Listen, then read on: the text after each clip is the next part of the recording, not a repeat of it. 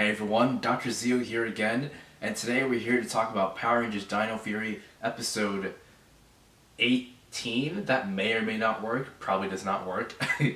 But Power Rangers Dino Fury episode 18, Crossed Wires. So, as usual, we're going to do our summary, my likes, my dislikes, the question of the week, which we only have one this week, and then we'll go ahead and do our conclusion. So, this is another Izzy focused episode, which I'm surprised, this season's getting quite a bit of Izzy focused episodes, and I'm enjoying it. I think Izzy so far is the best character. She definitely is the character with the most depth to, or most interesting characters so far. We'll see how that carries later on into the season. We only have a few episodes left, and then season 2 in general. But this is an Izzy focus episode where Void Knight builds, he initially builds two sleep bombs that, fire beams and put people to sleep. His objective here is to put people to sleep so that he can go ahead and grab sporks, beasts, sporks, cubes, whatever you want to call it, just the sporks, without any issue and without the Rangers being called or anything like that. So the Rangers get called to an area where everyone's asleep in the park. We also get an appearance from Warden Garcia there. He gets put to sleep, wakes up, and then pieces out of the episode. I tend to wonder why Warden Garcia, why he was in this episode. He doesn't really do much. I think it's COVID related. Him and Dr. Akana, their appearances do seem to be very sporadic. I do think it's something to do with COVID, but anyway, so that gets Void Knight builds those sleep bombs. They put people to sleep. The Rangers disable the he builds one there, and then another one in this warehouse district, I guess it is, and so Ollie, Amelia, and Zato separate to go get the one in the warehouse district. Was it Izzy, Javi, and Ion stay in the park to deal with that one. Ollie disables the warehouse district one, and they have a fight with the monster there. And meanwhile, Izzy fails to properly disable the one in the park, thereby putting Ion and Javi asleep. Eventually, they get those disabled. Void Knight builds an even bigger one to put the whole town, the whole city to sleep. So this is a lot easier for him. They go. Izzy eventually ends up disabling that. We get a really good Megazord battle. Episode ends with Pop-Pop showing up, but we'll get to that here in just a second. But yeah, let's talk about what I liked about this episode. So the first thing I liked about this episode was that we got another Izzy and Fern moment. It was nice. Seeing Izzy and Fern together has been great. It's been absolutely great. And there's a line there that, Fern says, "Hey, wait up." And Izzy says, "Oh, my girlfriend keeps following me." And I'm like, her girlfriend, she said the word. They're officially a couple. I'm like, that's exciting to see that they're officially a couple, and they're all cute together. And they even share a kiss on the cheek, which is nice, and then they start to hold hands before the Rangers pop up there. But Fern was concerned about my girl's test scores, because I guess Fern's talking to Izzy's teacher about her electronics class. So I guess Izzy isn't doing too well in her electronics class, but that plays a bigger role later on in the episode, because that does end up causing problems for the Rangers. But yeah, I really, really enjoyed this interaction between Fern and Izzy. I'll be honest, I expected Fern to play a bigger role in this episode. I thought Izzy was going to call Fern, and Fern would disable the sleep bombs. I didn't expect her to actually get taught by Javi, or not Javi, but Ollie instead. It would be cool if Fern, played a role in the solution for whatever happens in an episode in the future, as well as Fern, learning about, the Rangers' identities, if not just Izzy's identity, because, that's your girl, and honestly, yeah, like I mentioned before, you being a Ranger and being with Fern and her not knowing that you're a Ranger does put her in danger, and I hope that at some point, we actually address this fact. But for now, yeah, their interaction here was cute, and I enjoyed it. I also enjoyed the core three, Zato, Ollie, and Amelia, going off on their own to deal with the sleep bomb in the warehouse district and having a fight with the first of the stone triplets in the episode. The stone triplets are the monsters of the week here for this episode, and I enjoyed it because When Dino Fury started, I really liked the chemistry we had from just having a smaller group of Rangers that we're used to. Just having the core three, I wanted to see that develop more. I wanted to see their interactions as they start off, becoming a team, and in those initial days of their Rangerdom. Obviously, Zayto's been a Ranger for a minute now, but I wanted to see him teaching them how to be Rangers, Zato acclimating to life on Earth in this new era. Like I want to see more of that. But I understand why we didn't, because we only had 20 episodes, so of course we had to introduce Javi and Izzy a lot sooner, sooner rather than later. But yeah, having this kind of harkens back to the earlier days of Dino Fury when it was just the three of them. So having their little fight there, it was nice. It was nice. They got to play off each other, and they had just a really good fight in general. Like there was a scene where Zato jumped off like a second story platform and kicked the monster, and I was like, this is an impressive stunt. I'm not sure if that was a Dino Fury stunt or if it was a Ryu Soldier stunt, but either way, it was a good stunt, and a good fight in general. The fight later on this episode was meh. It was pretty short. Actually, yeah, it was an unmorph fight.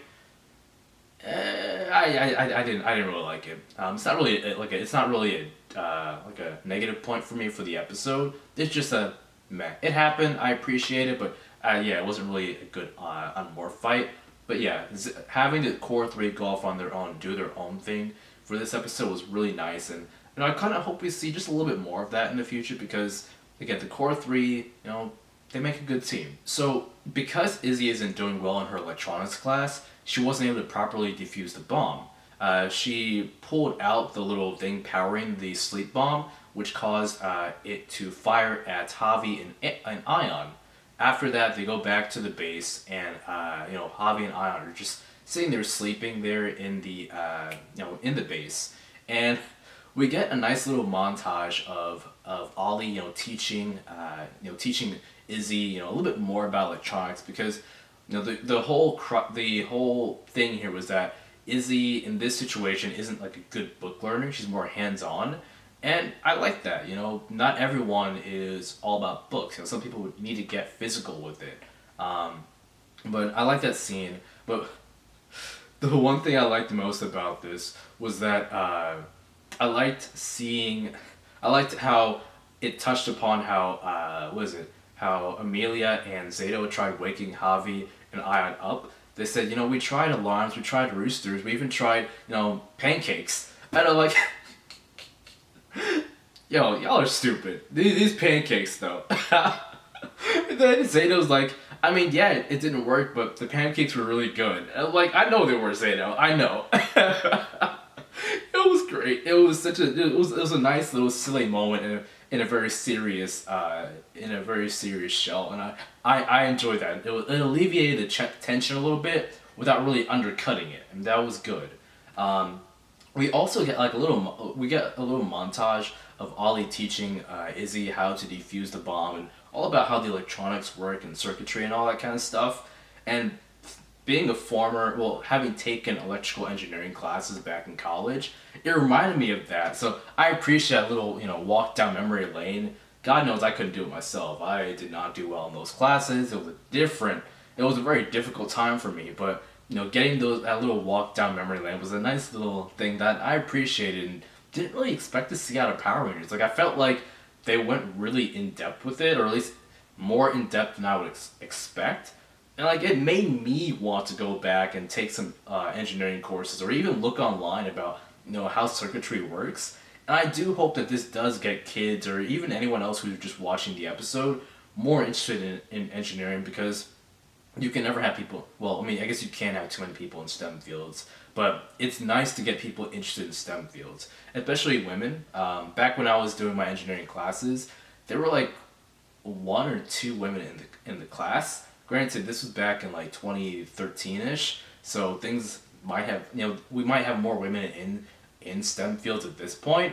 But yeah, I'm just speaking from what I saw back then, and so I hope that this does get more women interested in STEM fields if those metrics haven't increased since in the last 8-ish years there. Yeah, there was also a scene where after Zato and after the three of them dealt with the first stone triplet, we go back to the base where what's his name, where Void Knight is building a bigger sleep bomb, and the stone now twins in the background are mourning their brother's loss, and they're legitimately angry that the Rangers killed off their brother, and I like that. I like that a lot, even though they were born just this morning, as Mucus loved to point out.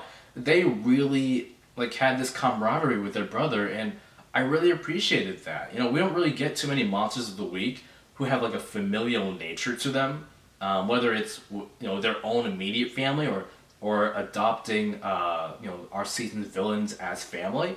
And I would always enjoy having that element in this series because it adds a little extra depth to our villains, and that's it's appreciated. It's always appreciated when the villains aren't just generic evil villain number one or generic evil villain number two.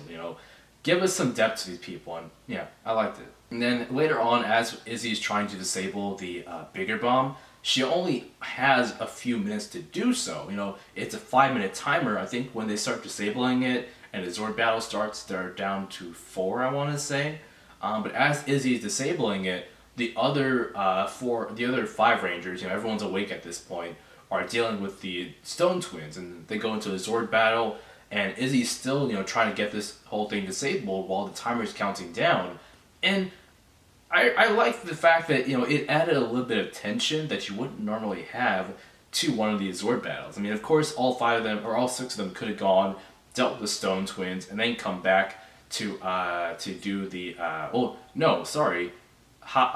was asleep, so it was just 4 Rangers in the Zords, versus having 5 and Izzy outside.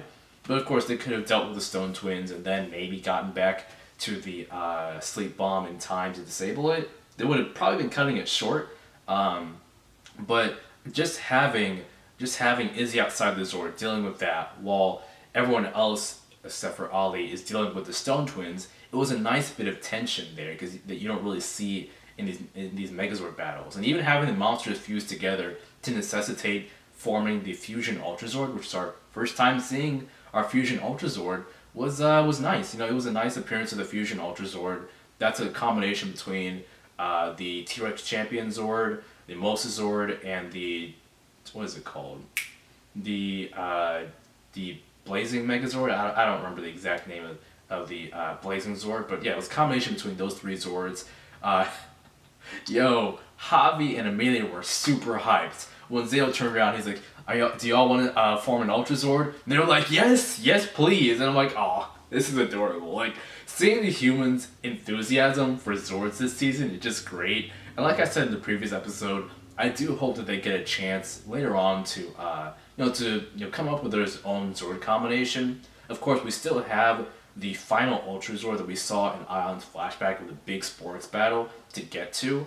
So it's interesting that we have 2 Ultra Zords this season. I don't know what the final Ultra Zord is going to be formed from, whether it's going to be all their Zords combined, or whether it's going to be some Zords we get later on in the future. I haven't seen Ryu Soldier yet. Please don't spoil that in the comment section either. But yeah, I haven't seen Ryu Soldier yet, so I don't know what the final combination is actually composed of.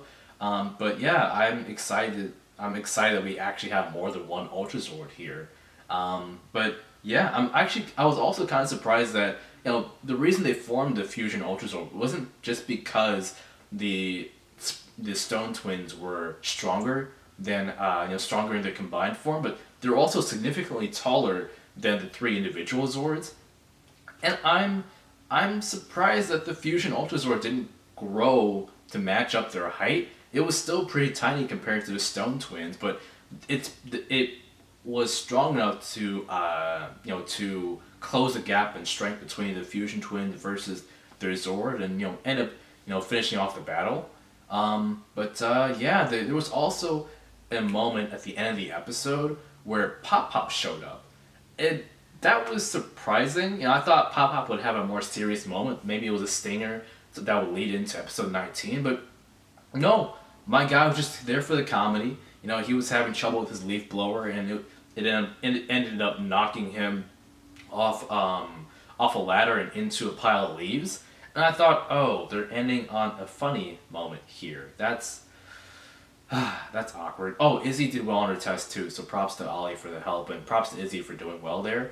But yeah, so I was like, oh no, this sucks. Like I didn't want it to end on a funny thing, but they recovered it very well. You know, Pop's leaf blower wasn't functioning properly, and he asked Izzy to help him repair it, and they go off to go do exactly that. I'm like, oh, this recovered very nicely. I didn't expect Izzy's growth in this episode to play into this moment. I was like, yeah, I actually like that a lot, and I would like to see more of that. You know, have the comedy tie back into the overall lesson for the episode or the overall plot for the episode, and that's absolutely fine. Hey everyone, Dr. Zio here. While editing the video, I realized I forgot one more plus of the episode.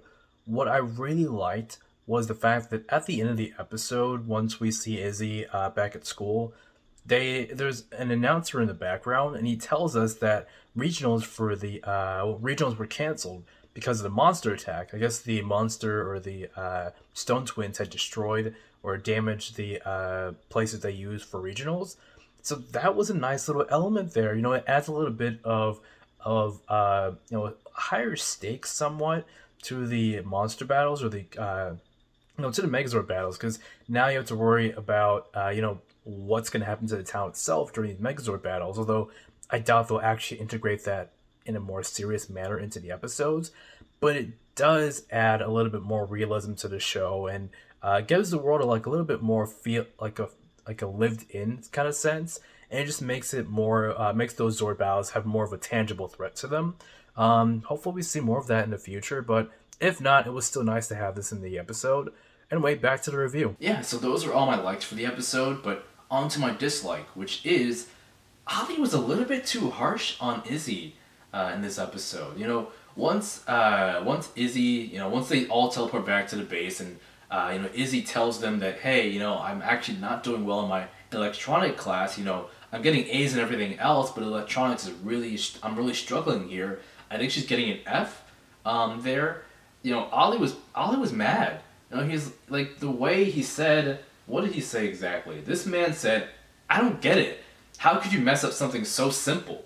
And it felt like he was calling her stupid. I felt like he was a little bit too harsh there. Like, he was calling her stupid without actually calling her stupid, if that makes sense. I feel like it was less him being concerned about her messing up and that putting the team in jeopardy, and more about just him berating her. And that was, I don't know, I didn't really like that part.